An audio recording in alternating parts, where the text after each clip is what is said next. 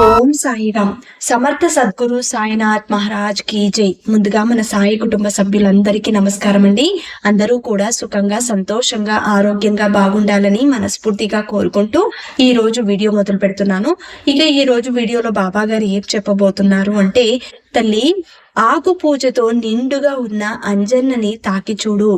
100 తప్పులు చేసినా ఒక్క క్షమాపణతో నీ ఆత్మస్థైర్యం బలపడుతుంది అని బాబా గారు ఈరోజు ఒక అద్భుతమైనటువంటి సందేశాన్ని మనందరి కోసం అందిస్తున్నారండి.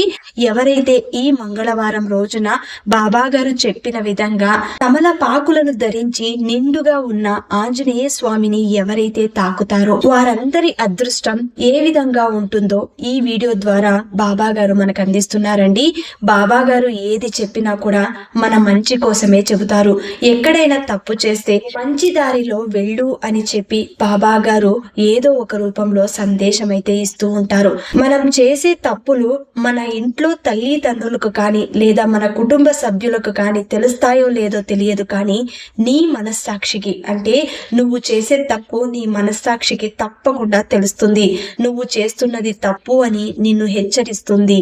అలాంటప్పుడు ఎందుకు తప్పు చేస్తావు? కాబట్టి ఎక్కడైనా ఎవరినైనా మాట్లాడే ముందు, ఒకరిని ఒక మాట అనే ముందు ఒకసారి ఆలోచించు. నేను అంటున్నది కరెక్టా కాదా అన్నది గుర్తించు. ప్రతి మనిషి తప్పు చేస్తాడు, కానీ ఆ తప్పుని పదే పదే చేస్తే దానికి సరైన మూల్యమైతే నువ్వు ఆ భగవంతుడికి చెల్లించక తప్పదు.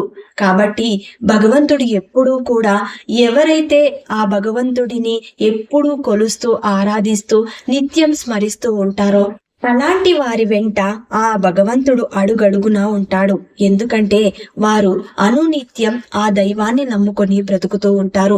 ఏ చిన్న కార్యం చేసినా, ఏ చిన్న పని తలపెట్టినా కూడా వారు ముందుగా దైవాన్ని స్మరిస్తారు. అలాంటి వారికి ఎన్నడూ కూడా అపజయాలనేవి ఉండవు. వారి జీవితంలో విజయాలే సొంతమవుతాయి. సంతోషం మాత్రమే దగ్గరవుతుంది. తల్లి, నీలో ఉన్న భయాలన్నీ పోగొట్టడానికే ఈ రోజు ఆంజనేయ స్వామి రూపంలో నీకు అభయం ఇస్తున్నాను. అన్నింటిలోనూ విజయాలు నీకు సొంతమవుతాయి.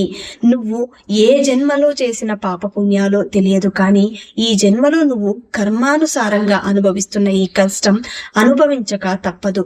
కాబట్టి దీనిని ఓపికతో, ఎంతో శ్రద్ధాభక్తితో అనుభవిస్తూ ఉండు. నీ జీవితంలో ఎప్పుడూ కూడా ధర్మాన్ని మాత్రమే అంటిపెట్టుకొని ఉండు. ధర్మమే ఎప్పుడూ కూడా గెలుస్తుంది. ధర్మాన్ని గెలిపించిన వాడు దైవాన్ని చేరుకోక తప్పదు.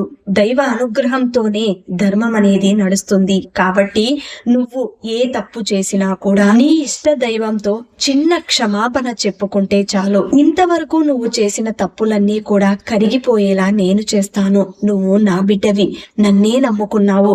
నన్ను చూడనిదే నీకు రోజు గడవదు. ఎప్పుడూ కూడా సాయి నామాన్ని పలుకుతూ ఉంటావు. సాయి ధ్యాసలోనే ఉంటావు. నన్నే స్మరిస్తూ నా నామం పలుకుతూ నీ పనిని నువ్వు శ్రద్ధగా చేసుకుంటున్నావు. అయినా సరే బాబా, నా కష్టాలైతే ఇంతవరకు తీరటం లేదు. ఎన్నోసార్లు నీకు మొక్కాను, నీ మందిరానికి వచ్చాను, నువ్వు చెప్పినట్లుగానే నడుచుకుంటున్నాను బాబా. అయినా నా బాధ తగ్గటం లేదు. నాకు ఓదార్పుని ఇవ్వడానికి నువ్వు వస్తావు కదూ అని నా బిడ్డ ఆశగా ఎదురు చూస్తుంది. తల్లి, ఏది చేసినా ఏది చెప్పినా కూడా అంతా నీ మంచి కోసమే. నన్ను నమ్ముకున్న నా బిడ్డలు ఎప్పుడూ బాగుండాలనే కోరుకుంటాను. తల్లి, ఒకవేళ పనిలో పడి నువ్వు మరిచినా కూడా నేను మరవను. ఎందుకంటే నువ్వు పని మీద ఎక్కువ శ్రద్ధ చూపిస్తున్నావు.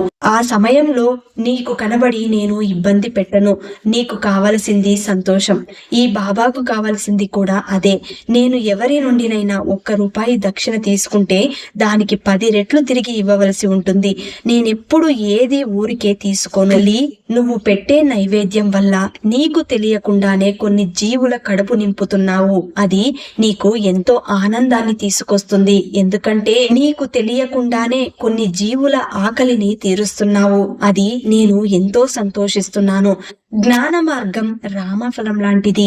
భక్తి మార్గం స్వల్ప సాధనతో కూడుకొని మధుర రసంతో ఉన్న సీతాఫలం సేవించడం లాంటిది అని కించంతైనా నీ బాధ నుండి నువ్వు దిగులు పడనక్కర్లేదు. ఎల్లప్పుడూ ఆనంద భరితురాలై ఉండు. మరణం వరకు ఏ చింత పెట్టుకోవద్దు. ప్రపంచం చాలా చెడ్డది.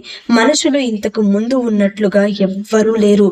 పూర్వం పవిత్రంగా విశ్వసనీయంగా ఉండేవారు. ఇప్పుడు వారు అవిశ్వాసులుగా చెడు ఆలోచనలకు బద్దులై ఉన్నారు. ఇతరులు అన్నవేవి కూడా మనసులో పెట్టుకోవద్దు, పట్టించుకోవద్దు. నీ అనుభవాన్నే అంటి పెట్టుకుని ఉండు. ఇప్పుడైనా నీ మనసులోని ఆలోచన తరంగాలు శాంతింప చేసుకో. విశ్వాసంతో సహనం కలిగి ఉండే వారిని ఆ శ్రీమన్నారాయణుడు తప్పకుండా రక్షిస్తాడు. రేపు ఒకనాటికి చావబోయేవారు కూడా ఇతరులను చంపడానికి పన్నాగాలు చేస్తూ ఉంటారు. వారు నాకెంతో బాధను కలిగిస్తారు. తల్లి, ఒక్క విషయం గుర్తుపెట్టుకో, ఇది నీ మనసులో నాటుకుపోవాలి. పంది మలాన్ని ఎంత ప్రీతిగా తింటుందో చూసావా?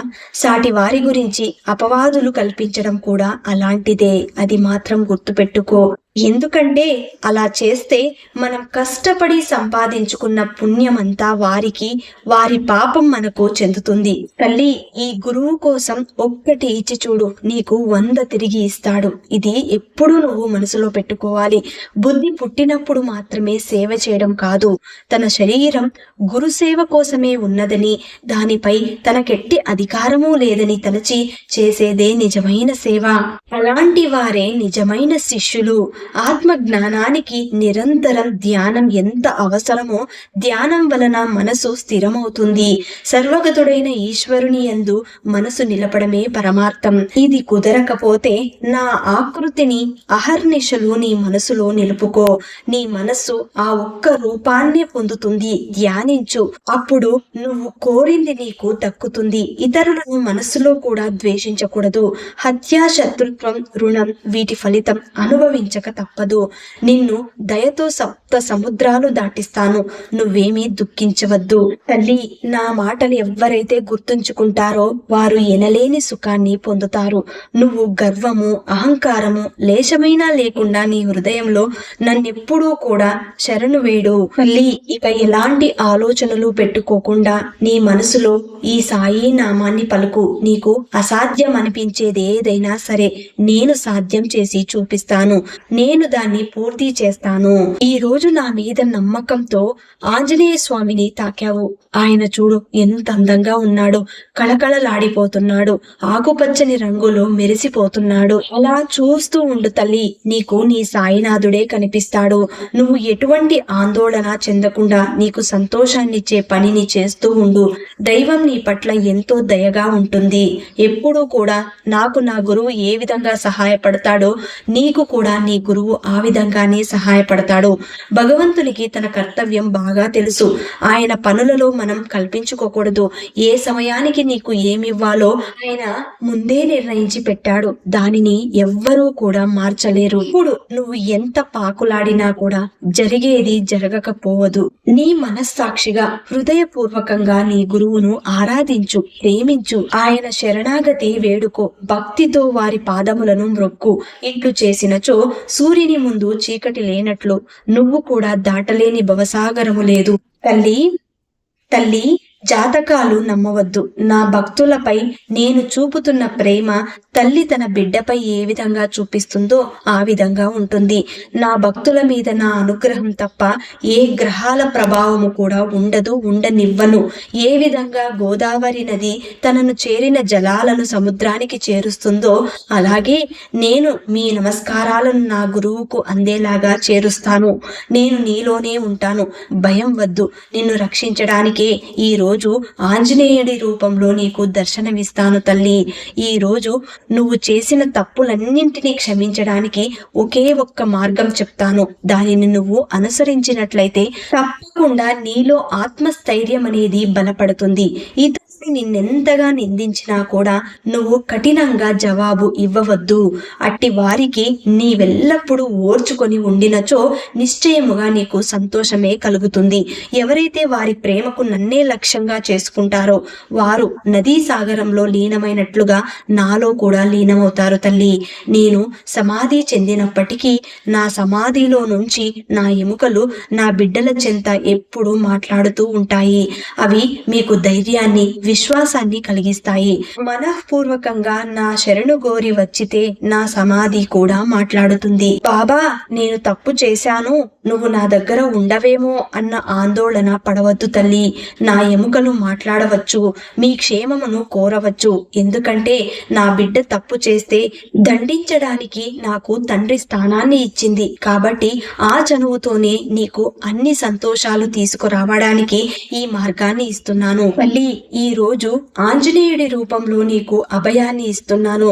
ఒకే ఒక్క క్షమాపణ చెప్పు. నీలో ఎంత ఆత్మస్థైర్యం నిండుతుందో, ఎంత బలపడుతుందో ఆ ఆంజనేయ స్వామి రూపంలో ఆయనలో ఉన్న కొంత శక్తి, ధైర్యాన్ని నీకు అందిస్తాను.